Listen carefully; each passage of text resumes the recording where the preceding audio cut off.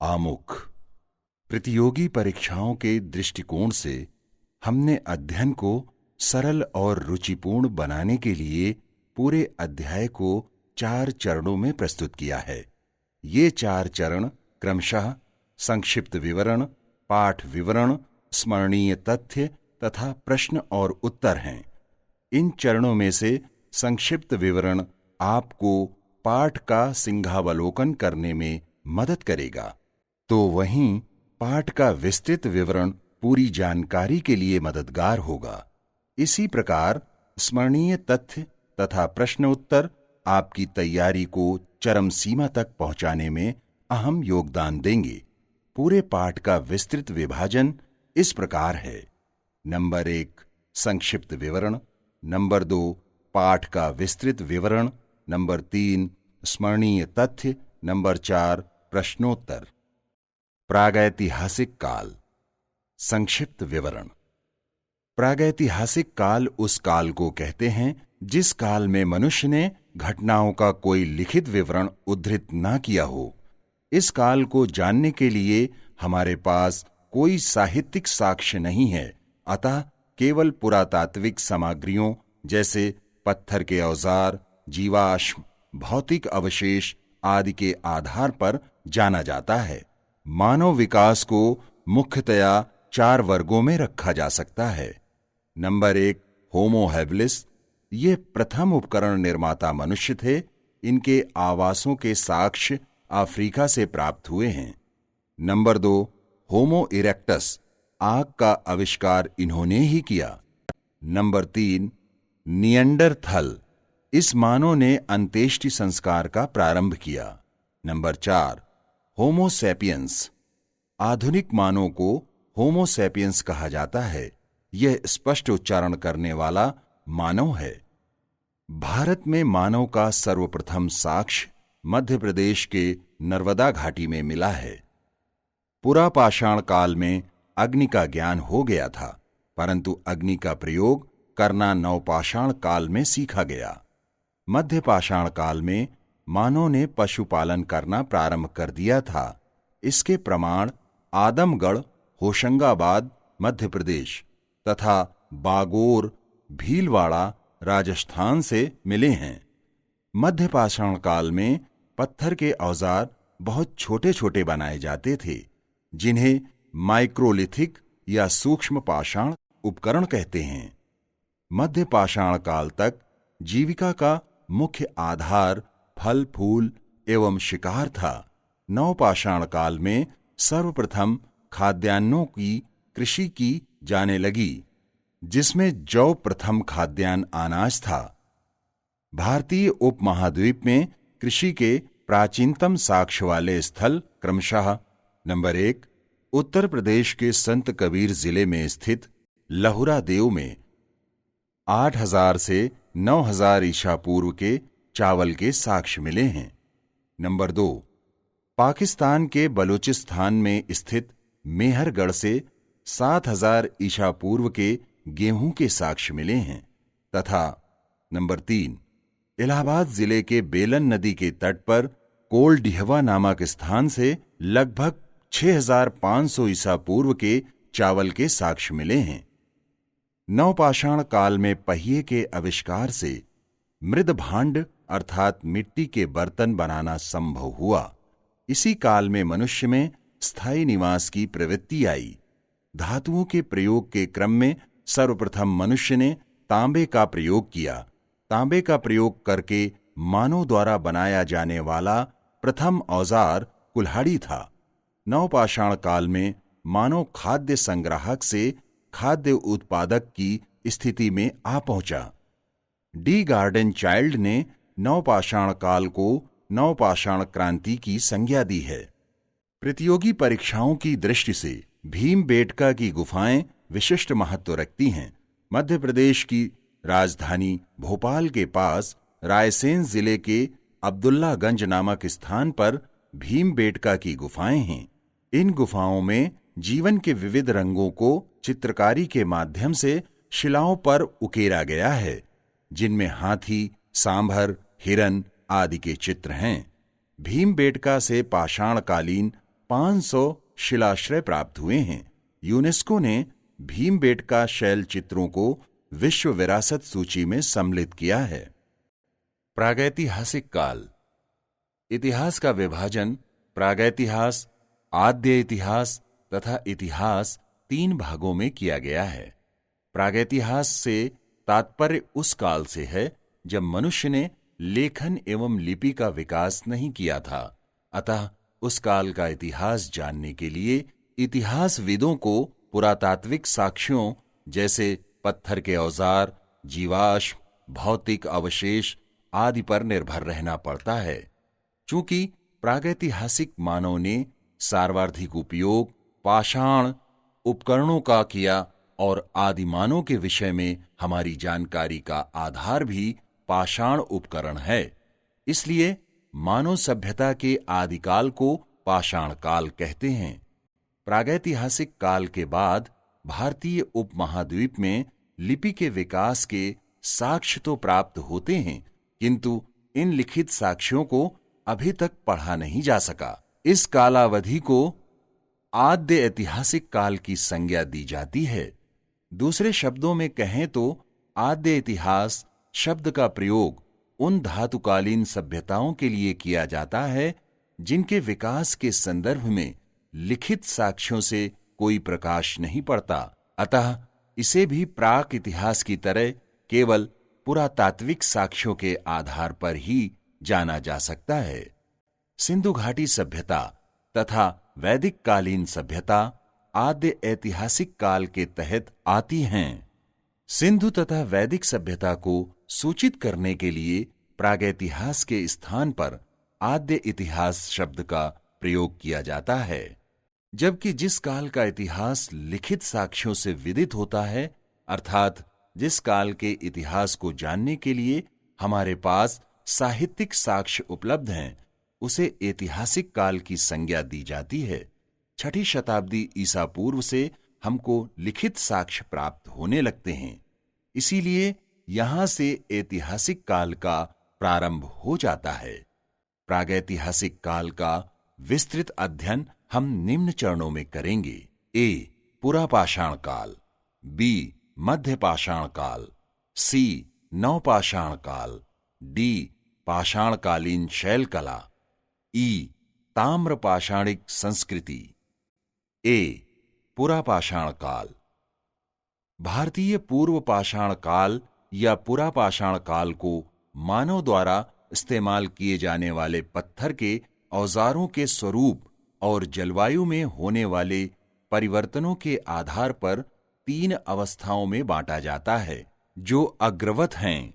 Number 1 पूर्व पुरापाषाण काल, number 2 मध्य पुरापाषाण काल, नंबर 3 उच्च पुरापाषाण काल। नंबर 1 पूर्व पुरापाषाण काल। इस समय मानव उपकरण निर्माण के लिए मूलतः क्वार्टजाइट पत्थर का उपयोग करता था। मानव को कृषि का ज्ञान नहीं था, अतः मानव का जीवन फल फूल एवं शिकार पर निर्भर था। स्पष्ट रूप से कहा जा सकता है कि वह आखेटक और खाद्य संग्राहक था। इस काल के मानव को अग्नि का ज्ञान हो गया था, परंतु वह आग के उपयोग से परिचित नहीं था। इस काल का मानव मृद भांड तथा वास्तुकला से भी परिचित नहीं था। इस समय के मानव के रहन सहन तथा सामाजिक जीवन की अभिव्यक्ति आदि मानव द्वारा बनाए गए चित्रों से होती है, जिसका उदाहरण पूर्व पुरापाषाण युगीन भीमबेटका की चित्रकारी है। इस काल के प्रारंभिक चित्रों में हरे एवं गहरे लाल रंग का उपयोग हुआ है। चित्रों में मुख्यतः बाघ, हाथी, भैंसा, गैंडा तथा सुअर के चित्र बनाए गए हैं। इन चित्रों की विशालता को देखकर ऐसा प्रतीत होता है कि आदि मानव इनसे डरता रहा होगा। चित्रकारी से पता चलता है कि इस समय शिकार ही जीवन यापन का प्रमुख साधन था तथा लोग छोटे छोटे समूहों में रहते थे। अध्ययन की सुविधा की दृष्टि से इस काल के उपकरणों को मुख्यतः 2 भागों में विभाजित किया जाता है। ए. चापर चापिंग पेबुल संस्कृति, बी हैंड एक्स संस्कृति। ए चापर चापिंग पेबुल संस्कृति। इस संस्कृति के उपकरण सर्वप्रथम पंजाब की सोहन नदी घाटी से प्राप्त होने के कारण इसे सोहन संस्कृति भी कहा जाता है।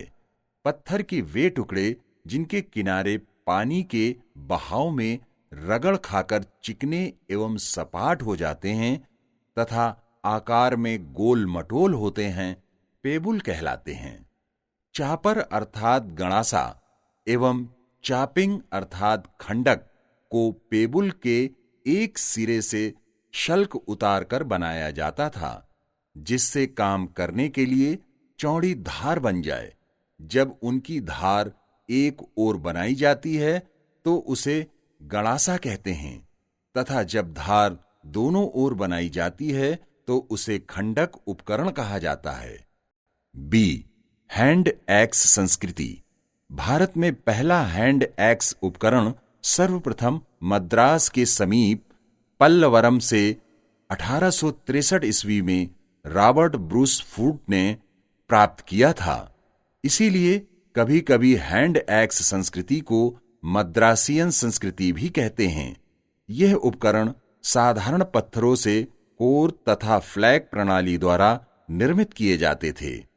इस संस्कृति के अन्य उपकरण क्लीवर तथा स्क्रेपर हैं। इन उपकरणों में क्लीवर में दोहरी धार होती थी, जिसका प्रयोग पेड़ों को काटने एवं चीरने के लिए होता था, जबकि स्क्रेपर एक धार वाला पत्थर का ब्लेड होता था, जिसका उपयोग पेड़ की छाल या जानवरों का चमड़ा उतारने में भी किया जाता था।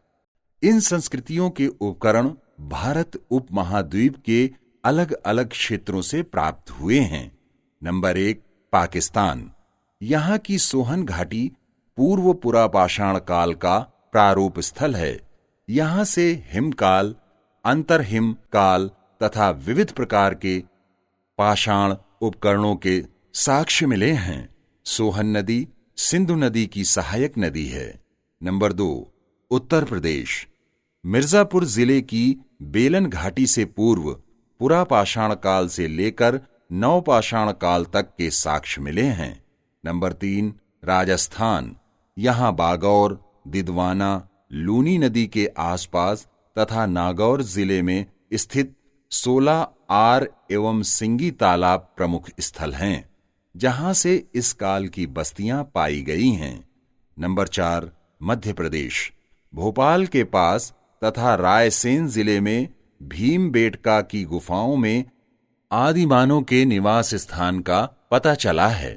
यहाँ चित्रकारी युक्त 500 प्राचीन गुफाएं एवं शैलाश्रय खोजे गए हैं।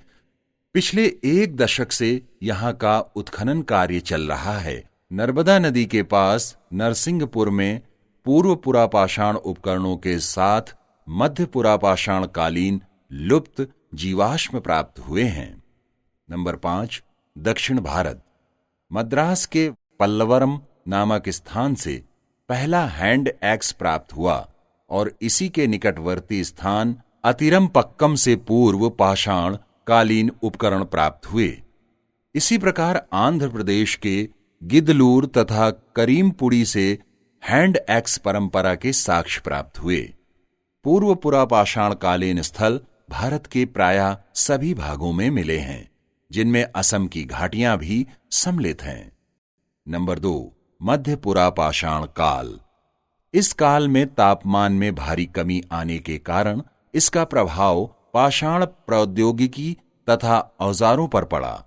इस काल में क्वार्टजाइट पत्थरों के स्थान पर जैस्पर चर्ट, फ्लिंट जैसे नर्म पत्थरों का प्रयोग किया गया। इस समय के प्रमुख फलक औजारों में खुरचनी, बेधनी, बेधक तथा तक्षणी थे। इस काल में मानव द्वारा मुख्य रूप से फलक औजारों, पत्थर की पपड़ी पर बनाया गया औजार की अधिकता थी, जिसके कारण इस काल को फलक संस्कृति भी कहा जाता है।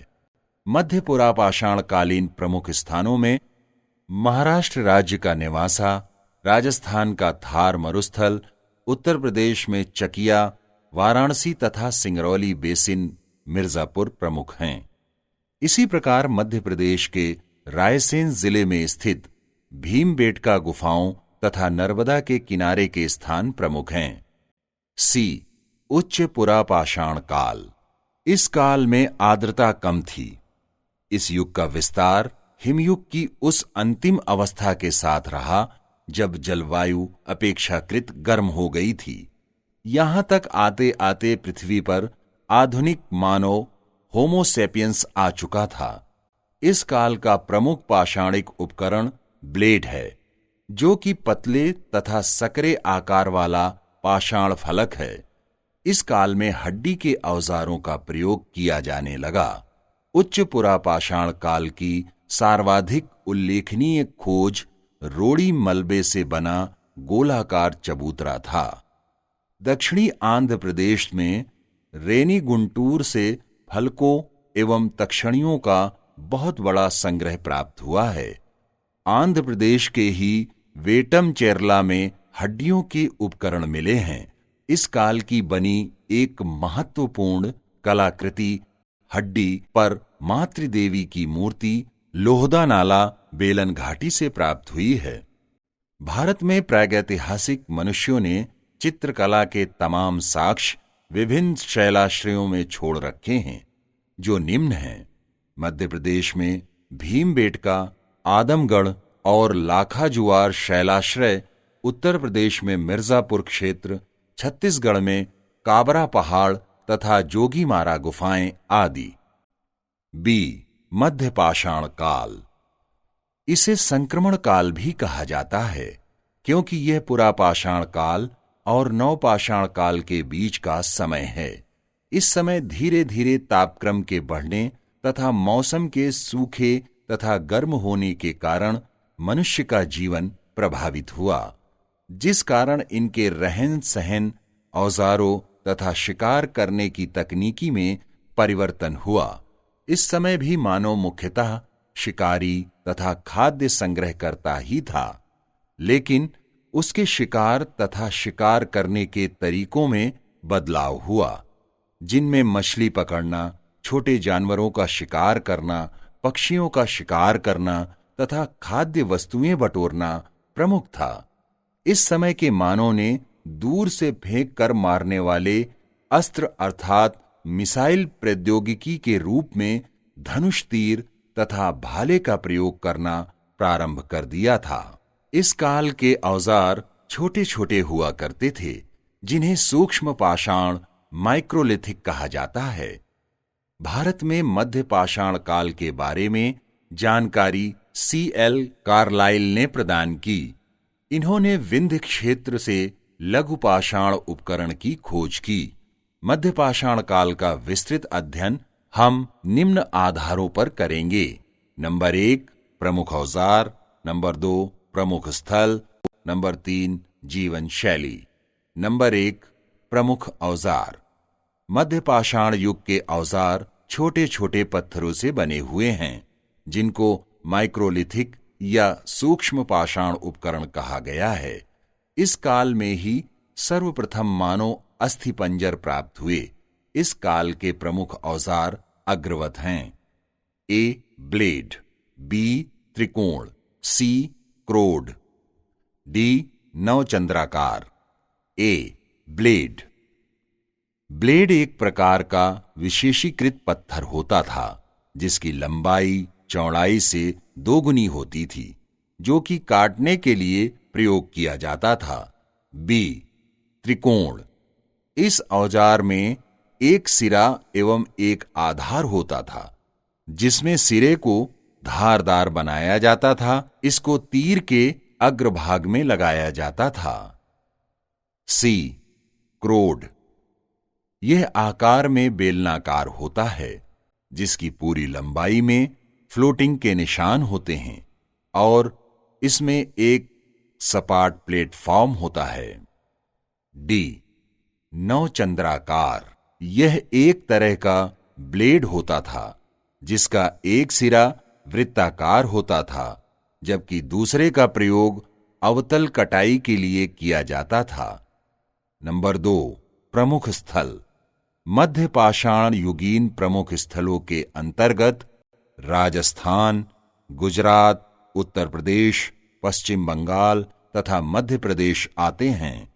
इन प्रमुख स्थलों में राजस्थान के अंतर्गत बागौर भारत का सबसे बड़ा मध्य पाषाणिक स्थल है, जबकि गुजरात का हीरपुर तथा लंघनाज प्रमुख स्थल हैं। लंघनाज से 3 सांस्कृतिक अवस्थाएं पाई गई हैं। इसी प्रकार उत्तर प्रदेश के अंतर्गत प्रतापगढ़ क्षेत्र में स्थित सराय नाहर राय अत्यंत महत्वपूर्ण स्थल है, जहां का उत्खनन कार्य G.R. शर्मा द्वारा संपन्न हुआ। यहां से छोटी बस्ती के साक्ष्य प्राप्त हुए हैं। यहीं से स्तंभ गर्त के साक्ष्य मिले हैं।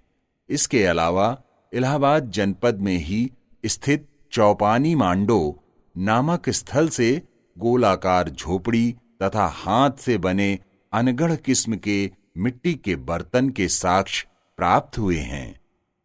उत्तर प्रदेश का ही विंध्य एवं मध्य गंगा घाटी क्षेत्र मध्य पाषाणकालीन उपकरणों से भरा पड़ा है, जिनमें मिर्जापुर जिले में स्थित मोरहना पहाड़, बगही खोर, लिखैया आदि महत्वपूर्ण हैं।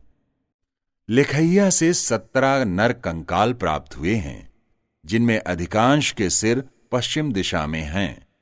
प्रमुख स्थलों में मध्य प्रदेश के रायसेन जिले की भीमवेटका की गुफाएं और होशंगाबाद जिले में आदमगढ़ शैलाश्रय समूह एवं पंचमढ़ी से मध्य पाषाण युग के 2 शैलाश्रय जम्बू द्वीप और डोरोथी द्वीप प्राप्त हुए हैं। नंबर 3, जीवन शैली। मध्य पाषाण कालीन मानव गाय, बैल, भेड़, बकरी, भैंसे आदि का शिकार करने लगे तथा पशुओं से धीरे धीरे वे परिचित हो रहे थे। मध्य पाषाण कालीन मानव अपने मृतकों को समाधियों में गाड़ते थे तथा उनके साथ खाद्य सामग्रियां और औजार रखते थे। मध्य पाषाण युग के सामाजिक जीवन और आर्थिक क्रियाकलाप से संबंधित जानकारी हमें पत्थर की गुफाओं की दीवारों पर बनाए गए चित्रों और नक्काशियों से प्राप्त होती है। सी, नवपाषाण काल। नवपाषाण या नियोलिथिक शब्द का प्रयोग सबसे पहले सर जॉन लुबाक ने 1865 ईस्वी में प्रकाशित प्रीहिस्टोरिक टाइम्स नामक अपनी पुस्तक में किया था। इस काल में पत्थर के औजारों को रगड़कर, घिसकर तथा पॉलिश कर बनाया गया था। इस काल के प्रमुख पत्थर के औजारों में कुल्हाड़ी तथा चीसेल आदि आते हैं। इस काल में विश्व स्तर पर कृषि का प्रारंभ हो गया था, अतः स्पष्ट है कि मनुष्यों ने स्थायी आवास बना लिए थे तथा पशुपालन करने लगे थे। बर्तन बनाने के लिए चाक के पहिए का निर्माण कर लिया गया था। इसके साथ साथ अनाजों को पीसने के लिए सिल तथा बट्टों का निर्माण भी हो गया था। नवपाषाण कालीन संस्कृति खेती पर आधारित थी, जिसके साक्ष्य भारत पाकिस्तान के पश्चिमोत्तर भाग के क्वेटा घाटी में लोरालाई तथा जोब नदियों की घाटी से प्राप्त होते हैं। भारतीय उपमहाद्वीप में नवपाषाण काल की एक ऐसी बस्ती मिली है जिसका समय लगभग 7000 ईसा पूर्व बताया जाता है, जो कि पाकिस्तान के बलूचिस्तान प्रांत के मेहरगढ़ में स्थित है। मध्य पाषाण काल में मानव शरीर ढकने के लिए पशुचर्म, पत्तों एवं छालों का प्रयोग करता था, परंतु नवपाषाण काल में मानव ने वस्त्र बनाना सीख लिया एवं वस्त्रों को रंगना भी प्रारंभ कर दिया था। नवपाषाण काल की प्रमुख खोजों में अग्नि का उपयोग सबसे महत्वपूर्ण था। नवपाषाण युग के अंतिम दौर में धातुओं के उपयोग की शुरुआत हुई। मानव ने धातुओं में सर्वप्रथम तांबा का इस्तेमाल किया था। इसी कारण यह काल ताम्रकाल कहलाया। नवपाषाण काल में प्रयुक्त मनोरंजन के साधनों में नृत्य, गान एवं आखेट प्रमुख रहा होगा। भीमबेटका के चित्रों से विभिन्न कलाओं के प्रति नवपाषाणकालीन मानव की रुचि प्रकट होती है। नवपाषाण काल में अंत्येष्टि संस्कार के तहत मृतकों के लिए विधिवत समाधि का निर्माण किया जाता था। इस काल में मुख्यतः 3 प्रकार की समाधियों के साक्ष्य मिलते हैं। ये थी नंबर 1 शिष्ट समाधि, नंबर 2 पिट सर्कल एवं नंबर 3 कैर्न सर्कल। भारत में नवपाषाण काल की क्षेत्रीय विभिन्नता। विद्वानों ने नवपाषाणकालीन अवशेषों की प्राप्ति के स्थलों के आधार पर नवपाषाण संस्कृतियों को मुख्य रूप से 6 भौगोलिक क्षेत्रों में विभक्त किया है, जो अग्रवत हैं। नंबर 1 पश्चिमोत्तर क्षेत्र, नंबर 2 उत्तरी क्षेत्र, नंबर 3 मध्यवर्ती क्षेत्र, नंबर 4 पूर्वी क्षेत्र, नंबर 5 उत्तर पश्चिमी क्षेत्र, नंबर 6 दक्षिण भारत। नंबर 1 पश्चिमोत्तर क्षेत्र। कुछ पुरातत्वविदों ने वर्तमान अफगानिस्तान एवं पाकिस्तान में ऐसी गुफाएं खोजी हैं जहां लोगों द्वारा 7000 ईसा पूर्व में भेड़ एवं बकरियां पाली जाती थीं। यही वो स्थान है जहां से गेहूं एवं जौ की खेती के प्रारंभिक साक्ष्य मिले हैं। यह पाकिस्तान के बलूचिस्तान क्षेत्र में है। उत्तर पश्चिम क्षेत्र का प्रमुख नवपाषाणिक पुरास्थल है मेहरगढ़। इसका नवपाषाण काल से हड़प्पा काल तक एक लंबा सांस्कृतिक इतिहास रहा है। मेहरगढ़ से तांबा गलाने का स्पष्ट प्रमाण मिलता है। मेहरगढ़ में गेहूं की 3 एवं जौ की 2 किस्मों की खेती किए जाने के संकेत मिलते हैं। इसे बलूचिस्तान की रोटी की टोकरी कहा जाता है। यहां से कपास एवं खजूर की कृषि के भी प्रमाण मिले हैं। यहां के लोगों ने कच्ची ईंटों के मकान तथा अन्नागार बनाए थे। नंबर 2 उत्तरी क्षेत्र। उत्तरी क्षेत्र में कश्मीर प्रांत में स्थित 2 महत्वपूर्ण स्थल बुर्जाहोम एवं गुफकराल आते हैं। इनमें बुर्जाहोम का साहित्यिक अर्थ जन्म स्थान है। यह श्रीनगर के उत्तर पश्चिम में 16 किलोमीटर की दूरी पर स्थित है। इस स्थल पर नवपाषाणिक साक्ष्यों की खोज 1935 ईस्वी में डी टेरा तथा पीटरसन ने की। इस संस्कृति के अंतर्गत 2 स्तरों का अध्ययन किया गया, जिनमें प्रथम स्तर के जमाओं से स्क्रेपर, क्षेद्रक, हारपून, सुइयां, कुल्हाड़ियां आदि के साथ साथ गर्तावास अर्थात गड्ढे खोदकर रहना के प्रमाण भी मिले हैं। जबकि दूसरे स्तर पर मिट्टी के ईंटों के बड़े घरों के अवशेषों का पता चला है। यहीं से एक कब्र से मालिक के साथ कुत्ते को दफनाए जाने का प्रमाण भी मिला है। गुफकराल का शाब्दिक अर्थ है कुम्हार की गुफा। यहां से प्रारंभिक निवास के 3 चरणों का पता चला है, जिनमें प्रारंभिक चरण में हमें मृद भांड रहित गर्तावास देखने को मिलते हैं तथा बाद के 2 चरणों में अनगढ़ किस्म के धूसर मृद भांडों के साथ बड़ी संख्या में हड्डियों के औजार मिलते हैं। नंबर 3 मध्यवर्ती क्षेत्र। मध्यवर्ती नवपाषाणिक संस्कृति की जानकारी गंगा घाटी एवं विंध्य पर्वत के पठारी क्षेत्र में स्थित स्थलों से होती है। मध्यवर्ती क्षेत्र के प्रमुख स्थलों में कोलडीहवा, महगरा तथा चौपानी मांडो हैं, जिनका विस्तृत विवरण अग्रवत है। ए कोलडीहवा, बी महगरा, सी चौपानी मांडो। ए कोलडीहवा। ये स्थान बेलन नदी पर इलाहाबाद के दक्षिण में स्थित है, जहां से 3 कालों नवपाषाण, ताम्रपाषाण और लौह युग से जुड़े सांस्कृतिक अनुक्रमों के साक्ष्य प्राप्त हुए हैं। कोलडीहवा के उत्खनन से 6500 ईसा पूर्व के आसपास धान उगाने का प्रमाण मिलता है। बी महगरा। इलाहाबाद जिले के निकट इस स्थल से गोलाकार झोपड़ियों के प्रमाण मिले हैं। यहां से गाय, बैल, हिरण एवं मछली की हड्डियां प्राप्त हुई हैं। यहां से धान तथा जौ की खेती तथा पशुबाड़ा के साक्ष्य भी मिले हैं। सी चौपानी मांडो। इलाहाबाद के पास स्थित इस स्थल से पुरापाषाण काल से नवपाषाण काल तक के 3 चरणों का पता चला है। यहां से मध्यपाषाण कालीन स्तर से मधुमक्खी के छत्ते जैसे झोपड़ियां, साझा चूल्हे, ज्यामितीय आकार के सूक्ष्म पाषाण एवं हस्त निर्मित मृद भांड मिले हैं। नंबर 4 पूर्वी क्षेत्र।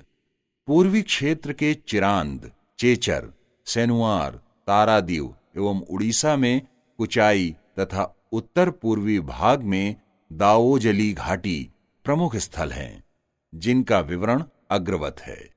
ए चिरांद, बी दाओजली घाटी, सी कुचाई। ए चिरांद बिहार राज्य के सारण जिले में स्थित एक छोटी सी बस्ती चिरांद के निकट नवपाषाणिक अवशेष प्राप्त हुए हैं। बुरजाहोम के बाद यह दूसरा स्थल है जहां से सर्वाधिक अवशेष प्राप्त हुए हैं। यहां से प्राप्त अवशेषों में बड़ी संख्या में हिरन की सींगों से निर्मित उपकरण पाए गए हैं। यहां पत्थर के औजार नहीं मिलते। इसके अतिरिक्त यहां से चावल की खेती के भी प्रमाण मिले हैं। बी दाओजली घाटी। यह स्थल उत्तर पूर्व में असम के चित ग्राम क्षेत्र से प्राप्त हुआ है। यहां से कृषि एवं पशुपालन का पता चलता है। सी कुचाई। उड़ीसा के मयूरभंज जिले में स्थित कुचाई में मध्य पाषाणिक स्तर तथा नवपाषाणिक स्तर प्राप्त हुए हैं। नंबर 5 उत्तर पश्चिमी क्षेत्र। इस क्षेत्र में प्रमुख रूप से राजस्थान के क्षेत्रों को शामिल किया जा सकता है, जिनका विवरण अग्रवत है। ए बागौर, बी बालाथल, सी गणेश्वर। ए बागौर। ये स्थान बनास की सहायक नदी कोठारी के किनारे भीलवाड़ा से 25 किलोमीटर दूरी पर स्थित है, जहां से मध्य पाषाणिक, ताम्रयुगीन तथा लौह उपकरण प्राप्त हुए हैं। यहां से कृषि एवं पशुपालन दोनों के साक्ष्य मिले हैं। राजस्थान का बागौर एवं मध्य प्रदेश का आदमगढ़ प्राचीनतम पशुपालन अर्थव्यवस्था के साक्ष्य प्रस्तुत करते हैं। बी बालाथल। ये स्थान उदयपुर से 42 किलोमीटर दक्षिण पूर्व वल्लभनगर तहसील में स्थित है। यहाँ के प्राप्त मृद भांडों की समानता हड़प्पा स्थल से प्राप्त मृद भांडों से की जाती है। ये स्थान नवपाषाण काल से ही हड़प्पा सभ्यता का प्रमुख केंद्र था। इस स्थल से उत्खनन में प्राप्त साक्ष्यों में ताम्र मुद्राओं पर हाथी एवं चंद्रमा की आकृतियां प्रमुख हैं। सी गणेश्वर। राजस्थान के सीकर जिले में स्थित इस स्थान से बड़ी संख्या में ताम्र औजार प्राप्त हुए हैं। संभवतः यहां से तांबा, हड़प्पा एवं मोहनजोदड़ो को भेजा जाता था। यहां से लगभग 4000 ताम्र उपकरण प्राप्त हुए हैं। 6 दक्षिण भारत। दक्षिण भारत के नवपाषाण काल के प्रमुख स्थल कर्नाटक के मास्की, ब्रह्मगिरी, हल्लूर आदि हैं। पुरातत्वविदों ने दक्षिण भारत की नवपाषाण संस्कृति को 3 चरणों में वर्गीकृत किया है, जिनमें सबसे प्रारंभिक चरण के साक्ष्य संगनकल्लू तथा नागार्जुन कोंडा में मिलते हैं। इनमें से नागार्जुन कोंडा से प्राप्त अवशेषों में लेपित बाहरी सतहों वाले अपरिष्कृत हस्तनिर्मित पीले रक्ताभ तथा भूरे मृदभांड प्रमुख हैं। दक्षिण भारत के नवपाषाण कालीन किसानों द्वारा उगाई गई सबसे पहली फसलों में मिलेट अर्थात रागी थी, जो गरीबों के भोजन एवं मवेशियों के चारे के रूप में इस्तेमाल की जाती थी। इस फसल के अतिरिक्त गेहूं, कुल्थी, खजूर और मूंग भी उगाई जाती थी। संगनकल्लू, कोडेक्कल, उतनूर और कुपगल जैसे नवपाषाणिक स्थलों के पास राख के अनेक टीले प्राप्त हुए हैं, जिनमें से कुछ राख के टीले बस्तियों से दूर जंगलों में भी मिले हैं, जिससे स्पष्ट है कि कुछ खास मौसमों में लोग पशुचारण के लिए जंगलों में चले जाया करते थे। दक्षिण भारत के लोगों की मुख्य विशेषता पशुपालन थी। इस प्रकार नवपाषाणकालीन अर्थव्यवस्था की मुख्य विशेषताएं कृषि, पशुपालन तथा धातु विज्ञान की प्रगति है। आखेट एवं संग्रहण की कृषि तकनीक की ओर अग्रसर होना एक क्रांतिकारी कदम था। डी. पाषाणकालीन शैल कला। भारत के लगभग सभी शैल आश्रयों में पाषाण युगीन लोग रहा करते थे। इन शैल आश्रयों के शैलों में विविध प्रकार के चित्रों को उकेरा गया है। पाषाणकालीन चित्र ज्यादातर गुफाओं के दीवारों, फर्शों तथा छतों को खुरदरा बनाकर उकेरे गए हैं। चित्रों में ज्यादातर गेरुआ, लाल तथा सफेद रंगों का प्रयोग किया गया है। यद्यपि पीला, काला तथा हरा आदि रंग भी प्रयोग किए गए हैं। रंगों का निर्माण प्राकृतिक वनस्पतियों तथा खनिजों से किया गया है। रंग अधिक स्थायी हो सके, इसके लिए पशुओं की चर्बी तथा अंडे की जर्दी को मिलाया गया है। इन चित्रों का मुख्य विषय आखेट तथा शिकार से संबंधित है। इसके कुछ महत्वपूर्ण चित्रों में नृत्य करते हुए लोग जुलूस के साथ यात्रा करते हुए, खेलते और युद्ध करते हुए मानव बनाए गए हैं। अधिकांश चित्रों में हिरण, बारहसिंगा, सूअर, गैंडा, जंगली भैंसा आदि जानवरों का शिकार करते हुए दिखाया गया है। गैंडा जैसे बड़े जानवरों का शिकार बहुत सारे लोगों द्वारा मिलकर किया जाता था।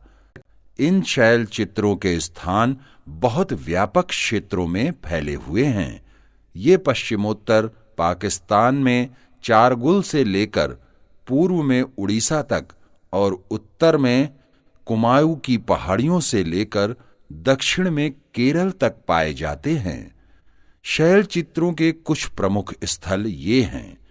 उत्तर प्रदेश में मुरहाना पहाड़ तथा मध्य प्रदेश में 3 महत्वपूर्ण स्थल हैं।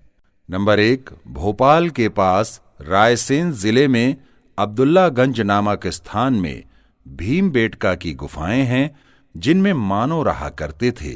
इन गुफाओं में जीवन के विविध रंगों को चित्रकारी के माध्यम से शिलाओं पर उकेरा गया है, जिनमें हाथी, सांभर, हिरन आदि के चित्र हैं।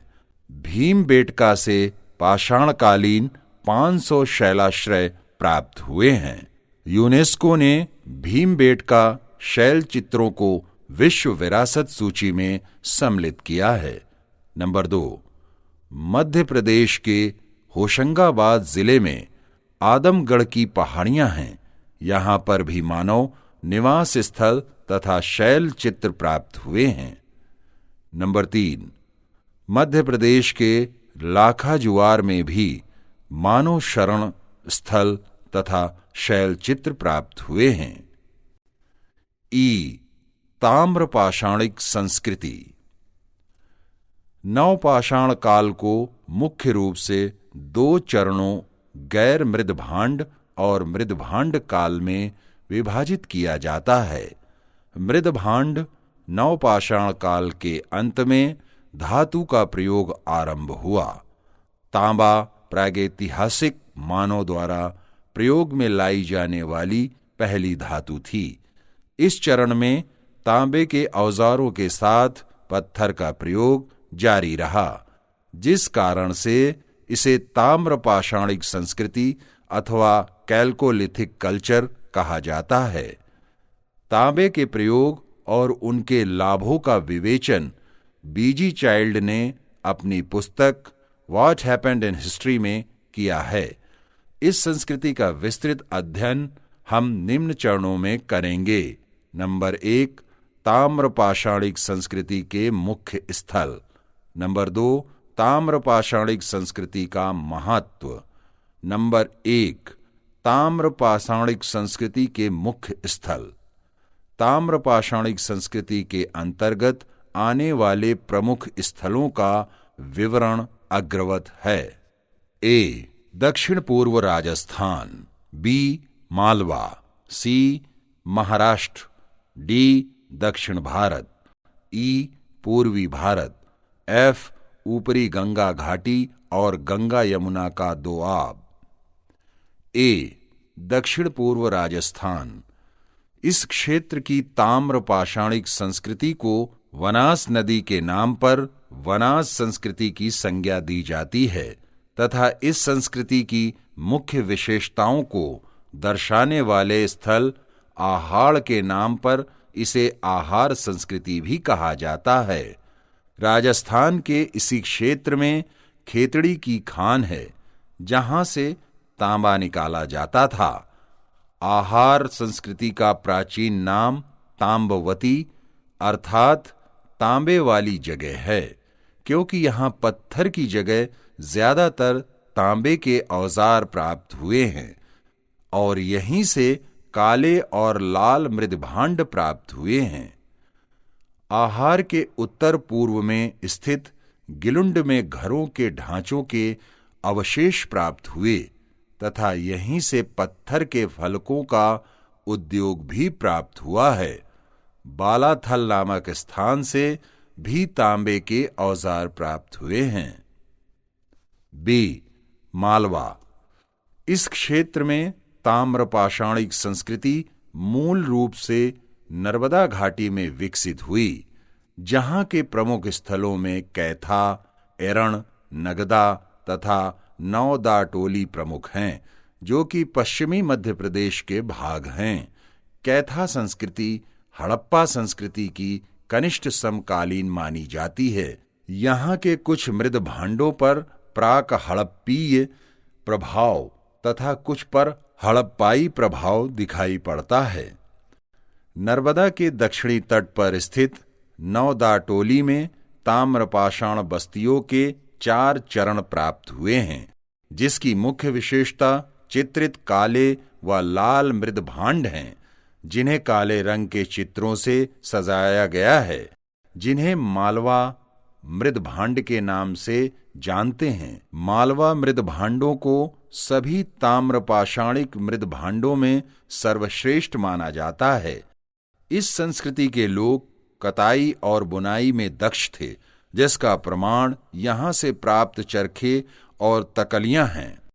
नौदाटोली नामक स्थल मध्य प्रदेश के इंदौर के पास स्थित है, जिसका उत्खनन कार्य दक्कन कॉलेज पूना के प्रोफेसर H.D. सांकलिया ने किया। यह स्थल इस महाद्वीप का सबसे विस्तृत उत्खनित ताम्रपाषाणिक ग्राम स्थल है। मालवा के समान ताम्रपाषाणिक संस्कृतियां बेतवा नदी के किनारे एरण और जबलपुर के निकट त्रिपुरी में पाई गई हैं। सी. महाराष्ट्र। महाराष्ट्र में ताम्रपाषाण युगीन संस्कृति के अंतर्गत अहमदनगर जिले में स्थित जोरवे, नेवासा और दैमाबाद तथा पुणे जिले के चंदोली, सोनगांव, इनामगांव, प्रकाश तथा नासिक प्रमुख हैं। यहाँ के स्थलों में गोदावरी के तट पर स्थित दैमाबाद सर्वाधिक महत्वपूर्ण और बड़ा स्थल है। यहाँ से तांबे के साथ साथ बड़ी संख्या में कांसे की वस्तुएं प्राप्त हुई हैं, जिनमें रथ चलाते हुए मनुष्य, सांड, गैंडे और हाथी की आकृतियां प्रमुख हैं। इस संस्कृति के अंतर्गत पालतू बनाए गए पशुओं में गाय, बैल, भैंस, भेड़, बकरी, सुअर तथा घोड़ा शामिल हैं। जोरवे संस्कृति का एक अन्य महत्वपूर्ण स्थल नेवासा है, जहां से पटसन तथा नैदानिक मृद भांड के साक्ष्य मिले हैं। डी. दक्षिण भारत। इस क्षेत्र में स्थित ग्राम्य जीवन की आधार रेखा नवपाषाण संस्कृति से प्राप्त होती है, जिसके परवर्ती चरणों में कुछ ताम्रपाषाण तत्वों का संकेत मिलता है। यहाँ के प्रमुख स्थल ब्रह्मगिरी, मस्की, पिपलीहल, उतनूर, संगनकल्लू हैं। दक्षिण भारत में स्वर्ण क्षेत्र का उपयोग इसी काल में हुआ था। खेती के साक्ष्यों में यहाँ से बाजरा और चना मिला है। यहाँ कृषि की अपेक्षा चरवाहा संस्कृति के अधिक प्रमाण मिलते हैं। इस संस्कृति के लोग अपने मवेशियों को घरों के बाहर बांधते थे तथा उसमें लकड़ी के डंडों की बाड़ लगा दी जाती थी तथा बाड़ के भीतर जो गोबर इकट्ठा होता था उसे प्रतिवर्ष बाड़ के डंडों के साथ जला दिया जाता था। फलस्वरूप वहां राख का एक टीला बन गया जिसको भस्म टीला कहा गया। पूर्वी भारत। पूर्वी भारत के प्रमुख ताम्र पाषाणिक स्थल चिरांद, सेनुआर, सोनपुर और ताराबीह आदि हैं। ऊपरी गंगा घाटी और गंगा यमुना दोआब। इसके अंतर्गत इलाहाबाद के आसपास के विंध्य क्षेत्र में कई ताम्र पाषाणिक स्थल मिले हैं जिनमें इमलीडीह, नरहन, सुघौरा तथा फैराडीह विशेष उल्लेखनीय हैं। इसी क्रम में साईपाई नामक एक स्थल पर एक तलवार तथा एक मत्स्य भाले का सिरा मिला है जिसका सीधा संबंध गेरुवर्णी मृदभांड से है। नंबर 2, ताम्र पाषाणिक संस्कृति का महत्व। पूर्ववर्ती समय में भारतीय संस्कृति के क्रम में ताम्र पाषाणिक संस्कृतियों का बहुत महत्व है, क्योंकि यही वो काल है जिसमें ग्रामीण कृषक समुदायों का गठन हुआ तथा आधुनिक भारतीय ग्रामीण समाज की नींव पड़ी। आधुनिक कर्मकांड भी इसी काल की देन है। ताम्र पाषाणिक संस्कृति का विस्तृत अध्ययन हम निम्न चरणों में करेंगे। ताम्र पाषाणिक संस्कृति की प्रमुख विशेषता। ताम्र निधियां और गैरिक मृदभांड।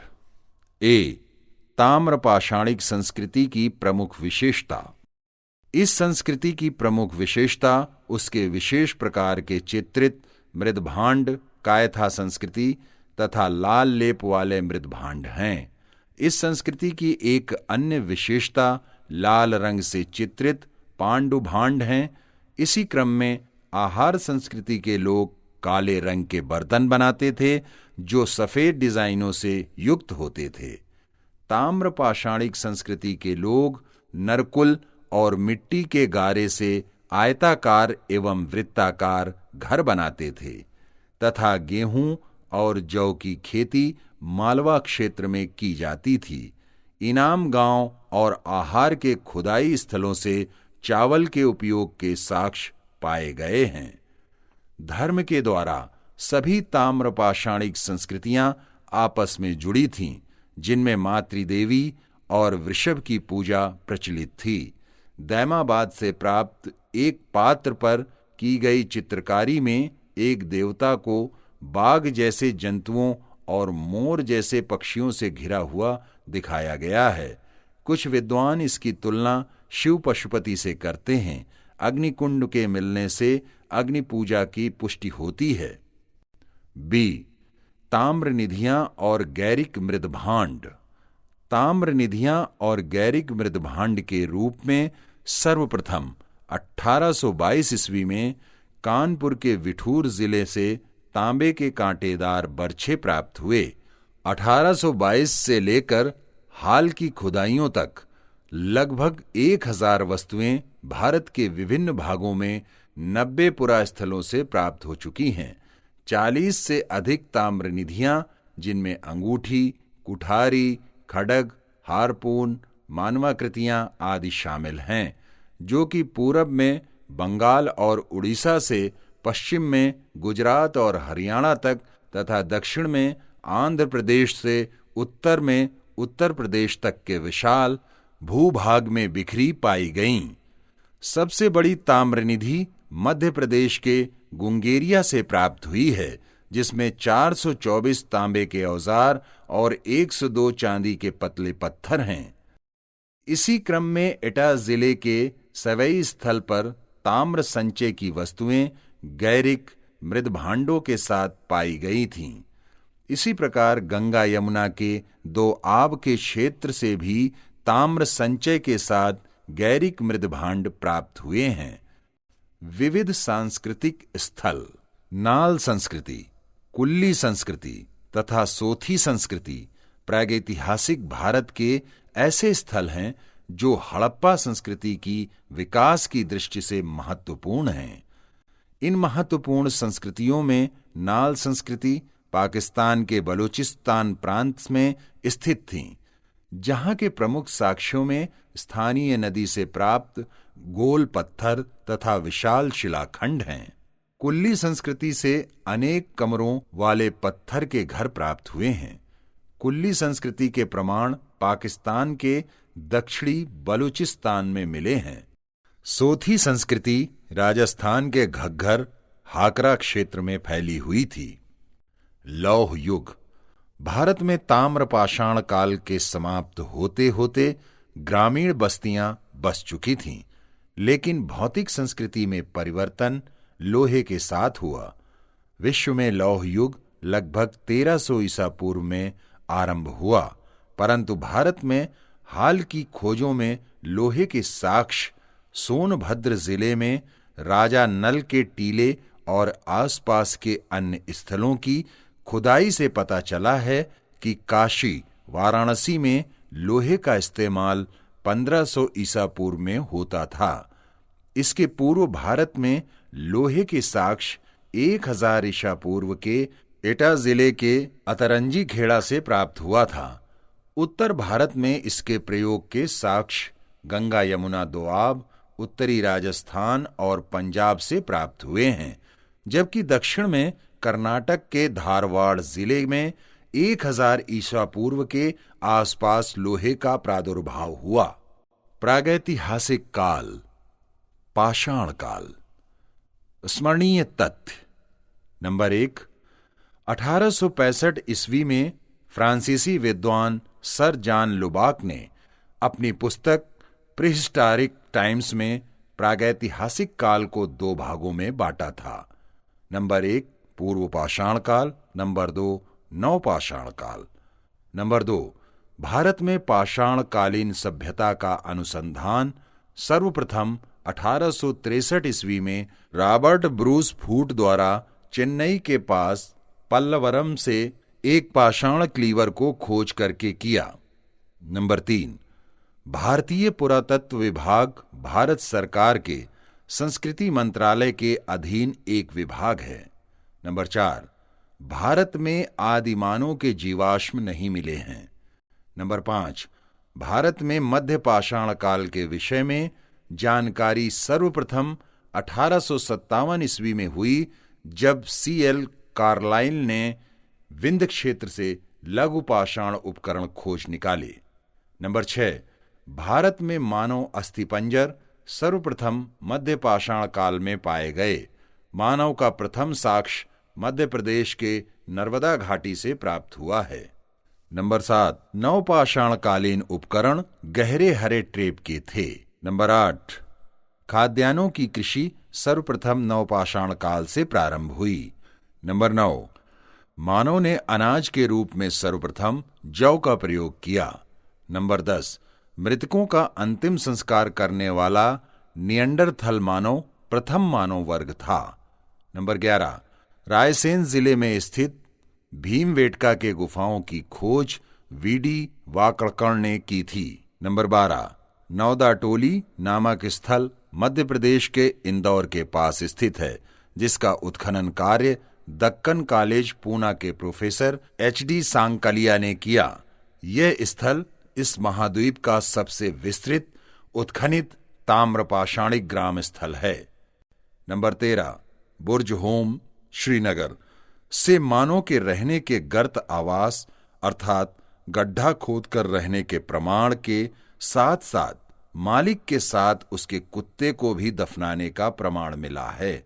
नंबर 14 गुफा कराल से भी गर्त आवास के प्रमाण मिले हैं।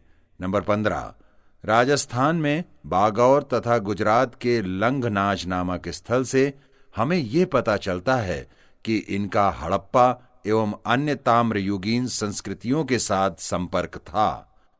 नंबर 16, राजस्थान के बागौर एवं मध्य प्रदेश के आदमगढ़ से प्राचीनतम पशुपालन के साक्ष्य प्राप्त हुए हैं। नंबर 17, उत्तर प्रदेश के प्रतापगढ़ जिले के मादाहा नामक स्थान से मध्यपाषाण कालीन हड्डी एवं सींग निर्मित उपकरण प्राप्त हुए हैं। प्रागैतिहासिक काल, पूछे गए प्रश्न एवं उत्तर। प्रथम स्तर। नंबर 1, भारत में मानव का सर्वप्रथम साक्ष्य कहां मिला है? उत्तर, नर्मदा घाटी में। नंबर 2, पूर्व पाषाण काल में मानव का मुख्य कार्य क्या था? उत्तर, शिकार करना। नंबर 3, पूर्व पाषाण काल के औजार किससे बने थे? उत्तर, पाषाण से। नंबर 4, मध्य पाषाण काल के उपकरण कैसे थे? उत्तर, लघु पाषाणोपकरण या माइक्रोलिथिक। नंबर 5, मानव ने सर्वप्रथम नाव या डोंगी किस काल में बनाई थी? उत्तर, मध्य पाषाण काल में। नंबर 6, भीमबेटका के शैल चित्र किस काल के हैं? उत्तर, मध्य पाषाण काल के। नंबर 7, भीमबेटका किस राज्य में है? उत्तर, मध्य प्रदेश में। नंबर 8, चौपानी मांडो किस राज्य में है? उत्तर, उत्तर प्रदेश में। नंबर 9, सराय नाहर राय किस राज्य में है? उत्तर, उत्तर प्रदेश में। नंबर 10, चावल के साक्ष्य किस पुरास्थल से प्राप्त हुए? उत्तर, लहुरादेव 8000 से 9000 ईसा पूर्व, कोलडिहवा 6500 ईसा पूर्व से। नंबर 11, समाधि स्थल कहां से प्राप्त हुए हैं? उत्तर, सराय नाहर राय और महदहा से। नंबर 12, खेती किस काल में प्रारंभ हुई? उत्तर, नवपाषाण काल में। नंबर 13, नवपाषाण काल की प्रमुख खाद्यान्न वस्तुएं कौन थीं? उत्तर, जौ एवं गेहूं। नंबर 14, मानव सर्वप्रथम किस धातु से परिचित हुआ? उत्तर, ताम्र धातु से। नंबर 15, अतरंजी खेड़ा किस लिए प्रसिद्ध है? उत्तर, लोहा के लिए। नंबर 16, भारत में खेती कब प्रारंभ हुई थी? उत्तर, नवपाषाण काल में। नंबर 17, नवपाषाण काल के उपकरण कैसे थे? उत्तर, गहरे हरे ट्रेप। प्रागैतिहासिक काल परीक्षा में पूछे गए प्रश्न एवं उनके उत्तर, द्वितीय स्तर। नंबर 1, किसने कोपेनहेगन संग्रहालय की सामग्री से पाषाण, कांस्य और लौह युग का त्रियुगी विभाजन किया था? उत्तर, प्रसिद्ध विद्वान जर्गेनसन थॉमसन ने। नंबर 2, खाद्यान्नों की कृषि सर्वप्रथम किस काल में प्रारंभ हुई थी? उत्तर, नवपाषाण काल में। नंबर 3, मानव द्वारा सर्वप्रथम प्रयुक्त अनाज क्या था? उत्तर, जौ को मानव ने सर्वप्रथम उगाया एवं प्रयोग में लाया था।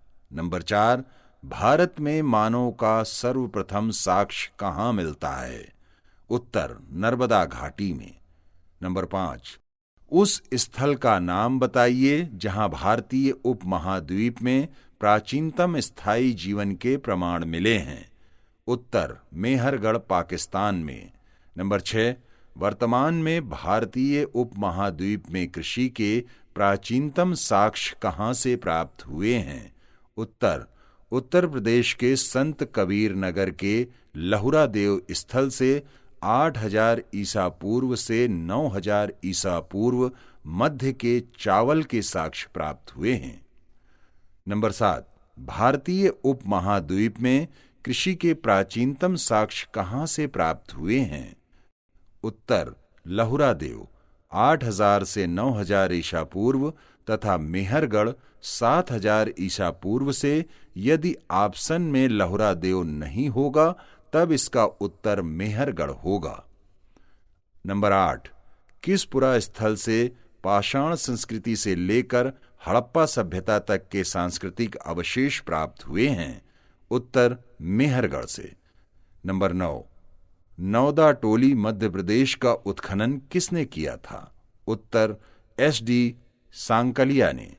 नंबर 10, वृहद पाषाण स्मारकों की पहचान किससे की गई है? उत्तर, मृतक को दफनाने के स्थान के रूप में की गई है। नंबर 11, राख का टीला कहां से प्राप्त हुआ है? उत्तर, संगनकल्लू। नंबर 12, भीमबेटका किसके लिए प्रसिद्ध है? उत्तर, गुफाओं के शैल चित्र के लिए। नंबर 13, कौन सा स्थल प्रागैतिहासिक चित्रकला के लिए प्रसिद्ध है? उत्तर, भीमबेटका। नंबर 14, उत्खनित प्रमाणों के अनुसार पशुपालन का प्रारंभ कब हुआ था?